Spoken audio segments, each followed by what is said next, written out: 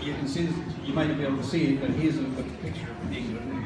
And Yorkshire is on the northeast coast, right opposite the Netherlands and Denmark, Norway, and they all invaded Britain in the early days, raping and pillaging, and we are the product of that lot, really. So, and one's a classic. Anyway, I'll go on, eh? How do I go on, guys?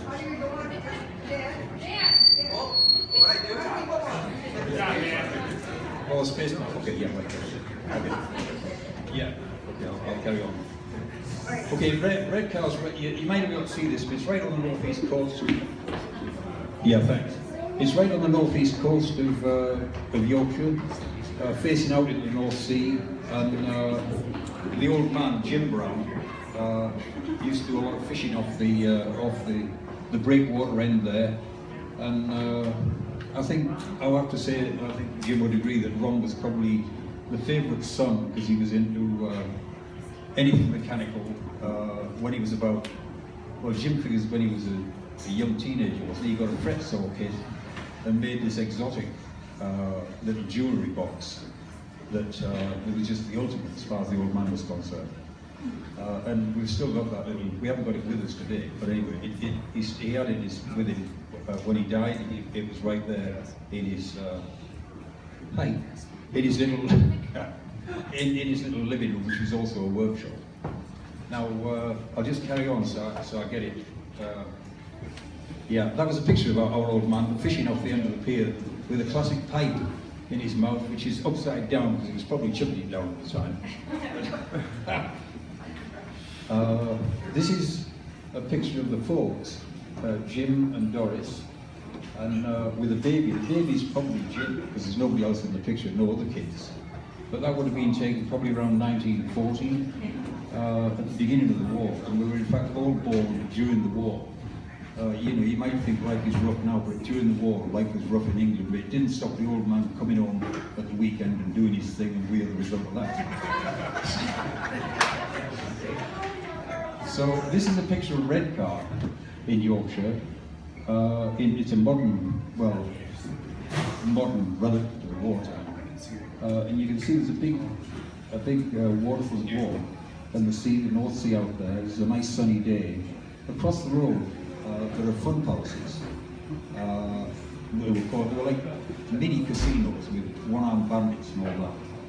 Now, when Ron was about 13 in high school, maybe 14 age, he quit school and he basically went to these fun houses, and not to gamble, but to figure out how the machines worked.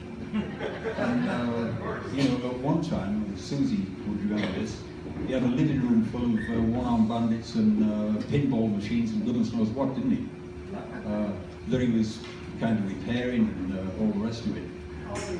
Now, just before he left school, I mean, he's really a school dropout, therefore, right? He left 13 or 14.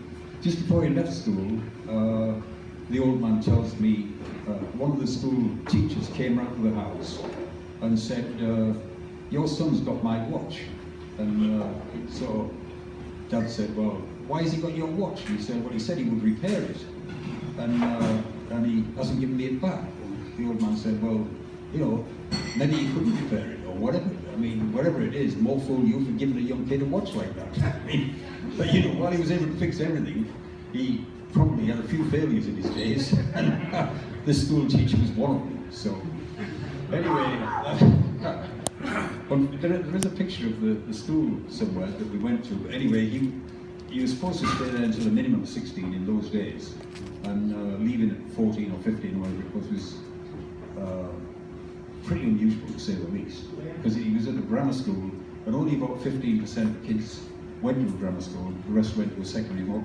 So he was he was obviously bright in those days, but not academically. He wasn't academic. He couldn't handle anything academic. He was definitely a hands-on kind of a guy, as you're all aware of, probably. Let me just see what else I've got. Yeah. Okay, this is William Street, where Ron was born. This street is a little narrow street. You can see the houses on both sides. It's a paved road now. In our day, it was just a dirt road, and we learned to ride our bikes on that dirt. So if you came off, it was pretty rough going, really. But Ron and I shared what was called a fairy bike. It was a little girl's bike. That's surprising. It was a little girl's bike, and we would be probably about 4 or 5 or something like that when we got this bike. We used to share it and ride up and down this road and learn how to ride.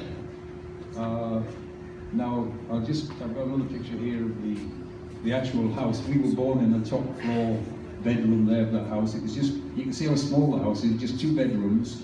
These are the folks standing outside, and you know, going to hospital to have a baby in those days was, maybe if you lived in London you would get that kind of treatment, not when you lived in Yorkshire. So we lived there until Ron was about, I would say he would have been about 9, and then we moved. We moved to a 3-bedroom house, which, how do you go back on this thing, Dan? Yeah. It doesn't matter. We moved to a 3-bedroom house, and Ron moved schools at that point. I didn't want to move, and I used to go to, I stayed at the same school, but this is the school we went to, and from the age of about 5, well, we started school at 5. Mother took us to school on the first day, and every day after that, we went there on our own, unlike today where kids get driven, and you know, we went to school just walking there, our whole school life from the age of 5 on.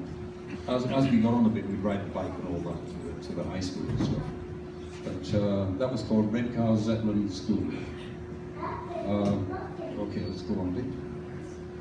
Oh, that was the 3-bedroom house that we lived in. Okay, this was another house that's kind of unusual.